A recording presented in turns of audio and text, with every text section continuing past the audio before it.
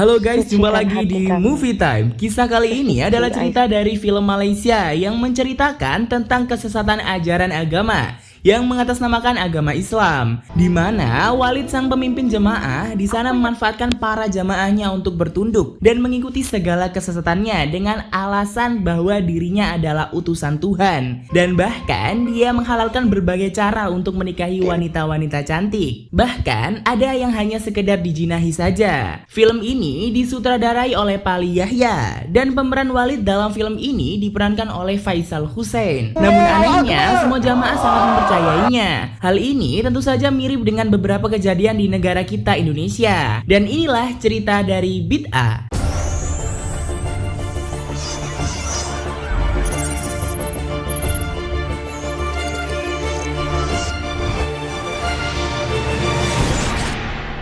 Cerita dimulai dengan memperlihatkan Walid yang sedang memberikan kajian kepada jamaah-jamaahnya dengan mengatakan bahwa dunia ini sudah seperti rumah sakit jiwa raksasa. Lalu scene berpindah kepada jamaah-jamaah Walid yang sedang wirid sambil menggeleng-gelengkan kepala. Di sisi lain memperlihatkan juga istri-istri Walid yang sedang memberikan ceramah kepada ukti-ukti pengikut Walid. Wanita itu mengatakan bahwa keberuntungan wanita yang taat kepada suaminya, karena itulah adalah wanita yang terpilih yang dijanjikan surga. Dia juga mengatakan beruntunglah dia yang memiliki suami soleh karena akan membimbingnya menuju jalan Allah. Lalu kita juga diperlihatkan oleh seorang ulama pengikut Walid yang bernama Syaifullah sedang menasehati para pengikutnya. Dia mengatakan Walid adalah titisan Nabi Muhammad, yaitu Imam Mahdi. Sungguh kesesatan yang sudah mulai terlihat. Singkat cerita, kita pun kembali diperlihatkan Walid yang sedang dakwah kepada jamaah-jamaahnya di majelis yang dinamai Majelis Jihad. Dia mengatakan bagaimanapun pengorbanan kalian tidak akan sempurna jika tidak dibarengi dengan ketaatan kepada pemimpinnya. Lalu dia mengutip surat An-Nisa ayat 59 yang isinya, wahai orang-orang beriman, taatilah Allah dan Rasulullah serta para ulil amri pemegang kekuasaan di antaramu. Dia juga mengatakan bahwa jamaah jihad harus memiliki sifat taat dan setia kepada pemimpinnya, karena kesetiaan sifatnya lebih tinggi daripada ketaatan. Dengan kesetiaan dan juga ketaatan ini, dia mengatakan jamaahnya akan ada bersamanya dan juga Rasulullah untuk menuju ke surga. Lalu scene berpindah di mana ada seorang wanita bercadar yang sedang dimaki-maki oleh salah satu istri Walid yang bernama Hafiza, yang diperankan oleh Marisa Yasmin. Dia ternyata menceritakan suaminya tidak setuju dengan ajaran Walid. Tentu saja Hafiza langsung menyuruh wanita itu untuk menyerahkan suaminya dengan beralasan bahwa suaminya sesat karena tidak setuju dengan ajaran Walid. Oleh karena itu meninggalkannya adalah suatu keharusan dan pria itu tidak layak menjadi suaminya. Kembali lagi ke jamaah jihad. Kali ini diperlihatkan Walid yang sedang dicuci kakinya oleh jamaah-jamaahnya. Dan bahkan bukan hanya sekedar dicuci, para jamaahnya disuruh untuk meminum air cucian kaki dari Walid. Mereka semua menganggap itu sebagai sebuah keberkahan. Lalu diperlihatkan seorang wanita bernama Baiduri yang diperankan oleh Riana Diana sedang bersama ibunya yang bernama Umi Kalsum. Baiduri mempertanyakan apakah ini. Baiduri mengatakan ini adalah bid'ah, sebuah kesesatan karena harus mencium kaki si Walid dan meminum air bekas cuciannya itu.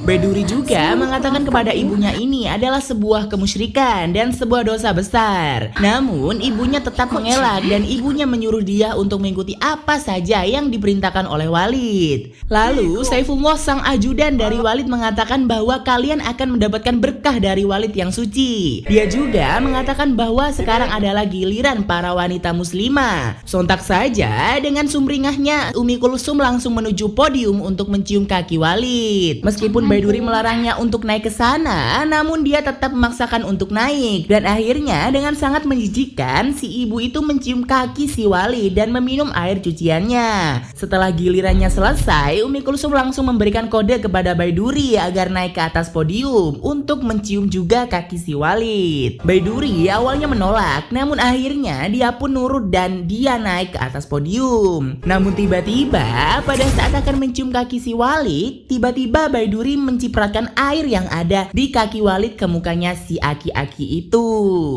Sontak saja itu membuat orang-orang jamaah jihad di sekitarnya langsung marah dan berteriak kepadanya. Namun si Walid hanya tersenyum melihat hal itu. Sesampainya di rumah, Umi Kalsum langsung memarahi Baiduri dengan menamparnya dan mengatakan bahwa apa yang dia lakukan sangat memalukan dan juga lancang. Si ibu juga mengatakan percuma telah menyekolahkannya jauh-jauh ke luar negeri. Lalu dia menanyakan apakah gurumu mengajarkan untuk bersikap lancang seperti itu? Lalu Baiduri menjawab bahwa dia tidak diajarkan untuk beribadah seperti itu. Dia tidak diajarkan untuk menyekutukan Allah. Lalu si ibu menjawab, menduakan Allah, apa yang kau maksud? Katakanlah pada ibu ajaran mana yang diajarkan oleh Walid yang menyekutukan Allah. Si ibu mengatakan ajaran Walid itu semuanya benar, berasal dari Al-Quran, hadis dan juga sunnah. Tidak ada yang bertentangan. Lalu Baiduri menjawab, bagaimana dengan minum air rendaman kaki? Apakah itu benar? Si ibu mengatakan, itu untuk mendapatkan berkah dari gurumu, seorang mursyid. Jika kamu mau, ya minumlah. Jika kamu tidak mau, tidak usah mencipratan air kepada mukanya. Namun, Baiduri tetap teguh terhadap pendiriannya, bahwa apa yang telah dilakukan ibunya tetaplah salah. Itu adalah sebuah kesesatan. Jika memang itu adalah ulama yang baik, maka dia tidak akan membiarkan jamaahnya untuk minum air rendaman kakinya. Dia juga mengatakan, sudahlah, saya tidak ingin bertengkar dengan ibu dan saya tidak akan mau lagi datang ke jamaah jihad itu. Lalu ibu marah dengan mengatakan, ilmumu baru sedikit, namun kau sudah berani mengatakan orang lain salah. Dan si ibu mengatakan, terserah jika kamu mau seperti itu, tapi ibu akan tetap mengikutinya karena Walid adalah orang yang benar. Lalu si ibu menyumpahi Baiduri dengan mengatakan, ketika nanti kamu sudah lulus, kau akan mendapatkan gelar anak durhaka karena itulah ilmu yang kamu pelajari. Baiduri pun hanya bisa menangis melihat apa yang telah terjadi kepada ibunya. Lalu scene berpindah ke lokasi di mana si Walid itu sedang bersama jamaah-jamaahnya. Lalu para jamaah mengatakan bahwa wanita tadi sudah sangat lancang. Sebelumnya belum pernah ada yang berani melakukan ini kepada Walid. Mereka pun menyarankan agar Baiduri diharamkan untuk kembali lagi ke sini. Namun dengan santai si Walid menyuruh mereka untuk menganggap Baiduri sebagai pemabuk. Lalu dia mengingatkan kisah Abdul Qadir Jailani di mana si pemabuk bertanya, apakah Abdul Qadir Jailani bisa membuat dirinya beriman? Lalu Syekh Abdul Qadir Jailani menjawab, semua adalah kuasa Allah dan atas itulah si Walid mengatakan bahwa Baiduri sengaja diutus Allah kepadanya. Lalu salah satu istri Walid yang bernama Robiatul datang dan menyarankan bagaimana jika wanita itu dinikahkan saja dengan salah satu jamaah kita agar kita bisa mendidiknya. Walid pun tersenyum seakan dia ingin menikahi Baiduri. Singkat cerita, akhirnya keempat istri Walid berkumpul di suatu ruangan untuk mendiskusikan tentang bagaimana Walid akan menikahi Baiduri. Lalu, Hafizah mengatakan bahwa menikahkan Baiduri bukanlah sebuah solusi. Robiatul mengatakan, apakah kalian takut jika Baiduri dinikahi oleh Walid? Sontak saja, istri Walid yang bernama Habibah khawatir jika benar Walid akan menikahi Baiduri karena salah satu dari kita harus diceraikan. Lalu Robiatul mengatakan siapa yang akan dinikahi oleh Walid tidak boleh dibantah karena Walid tahu apa yang harus dia lakukan. Lalu Hafizah mengatakan bahwa dia mengerti hal itu dan tidak akan menolak. Dia hanya memberitahu jika pernikahan Baiduri bukanlah solusi. Sehabis obrolan itu, Robiatul meminta izin agar malam ini Walid bersamanya dengan alasan ada hal yang ingin dibicarakan dengan Walid mengenai jamaahnya.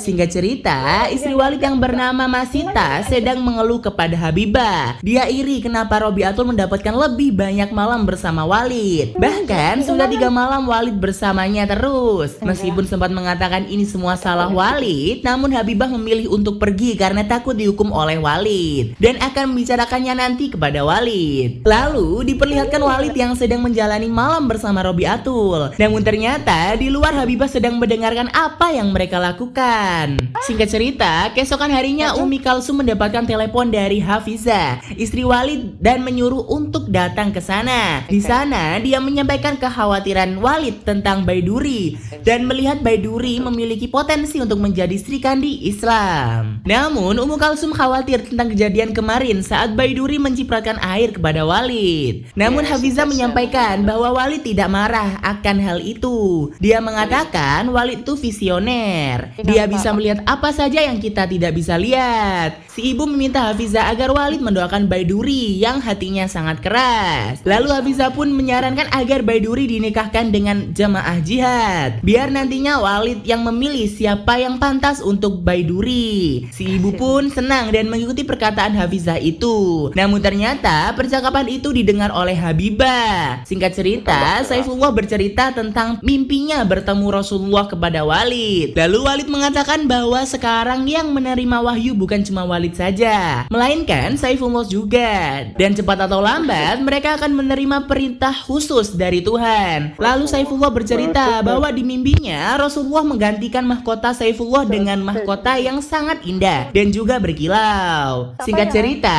kita diperlihatkan Robiatul yang sedang berdiskusi dengan Maisita. Robiatul mengatakan bahwa Maisita tak mengerti perjuangan Walid, padahal Maisita sendiri yang meminta dinikahi oleh Walid. Lalu Maisita menjawab, tujuan Walid tidak ada hubungannya dengan poligami. Lalu Robiatul menjawab, dari awal kau menikah dengan Walid sampai sekarang kau tidak ada habis-habisnya membandingkan dirimu denganku. Lalu saat perbincangan itu tiba-tiba Habibah datang dan mengatakan bagaimana kami tidak membandingkan diri kami denganmu sementara jatah malam kami sering diambil olehmu dengan alasan yang sama. Habibah mengatakan bahwa dia tahu kalau Robiatul adalah juru bicara Walid, tapi bukan berarti kau seenaknya mengambil kesempatan malam kami. Dengan santai Robiatul menjawab, kalau berani bicara langsung saja ke Walid. Habibah mengungkit apa yang diusulkan oleh Robiatul kepada Hafizah untuk menikahkan Baiduri dengan jamaah jihad. Lalu Maisita menjelaskan jika seorang terpilih untuk dinikahkan pasti akan diutamakan untuk amri-amri atau para pemimpin-pemimpin. Dan tentu saja yang paling utama adalah Walid. Dan jika Walid memilih Baiduri untuk dinikahi, maka salah satu dari kita akan diceraikan. Habibah lalu mengatakan tidak ada yang tahu, engkaulah mungkin yang akan diceraikan oleh Walid. Dengan santainya, Robiatul membalas dengan mengatakan mustahil pemilik kebun akan membuang buah yang segar. Pasti dia akan membuang buah yang busuk yang ada di pohon yang sama. Di sisi lain, Baiduri sedang bercerita kepada temannya yang bernama Asikin. Dia menceritakan tentang ajaran sesat Walid di mana ibunya sangat percaya akan yang dikatakan oleh Walid. Bahkan di sana orang-orang rela mencium kaki Walid dan meminum air rendaman kakinya. Ibunya pun melakukan hal itu. Mereka mengatakan itu akan mendapatkan berkah. Bahkan ibunya sangat terobsesi kepada Walid melebihi kepada ayahnya.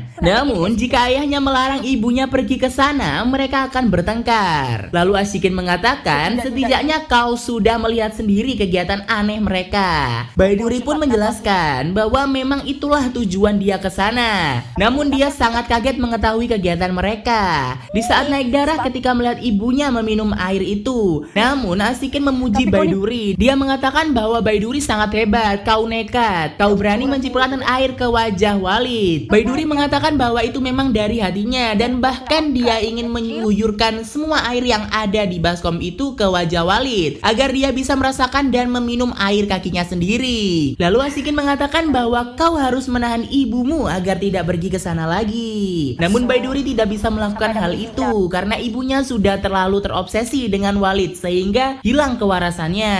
Ibunya tetap mengatakan bahwa Walid adalah wali Allah yang bisa membawanya masuk surga. Dan akhirnya Baiduri akan tetap mengikuti ibunya selama hatinya tenang. Artinya ibunya tetap aman. Singkat cerita, di rumah Baiduri ternyata Ummu Kalsum sedang bertengkar dengan suaminya. Ummu Kalsum akan menikahkan Baiduri dengan jamaah jihad. Namun ayahnya Baiduri tentu saja tidak setuju dengan hal itu. Dia mengatakan bahwa ajaran di jamaah jihad adalah ajaran sesat. Si ibu mengatakan, tak peduli jika kau mengatakan saya sesat atau apapun karena saya tetap mempercayai Walid dan akan membawanya ke surga. Lalu suaminya menanyakan, apakah Walid tidak memberitahumu kalau surga istri itu ada pada suami? Istrinya menjawab bahwa memang benar surga ada pada suami, tapi bukan suami seperti kamu. Bodoh amat kau mengatakan aku sesat atau aku hancur. hancur. Aku akan menyelamatkan anakku dari dunia akhir zaman ini. Mau diizinkan atau tidak, aku akan tetap menikahkan Baiduri dengan jamaah jihad atas nama Allah dan Rasulullah. Namun ternyata Baiduri mendengarkan semua hal itu dan Baiduri mengatakan bahwa dirinya tidak sudi untuk dinikahkan. Bahkan dia lebih baik mati daripada dinikahkan dengan sekte sesat itu. Jadi pesan yang dapat kita ambil dari film ini adalah pentingnya sikap kritis terhadap praktik-praktik keagamaan yang tidak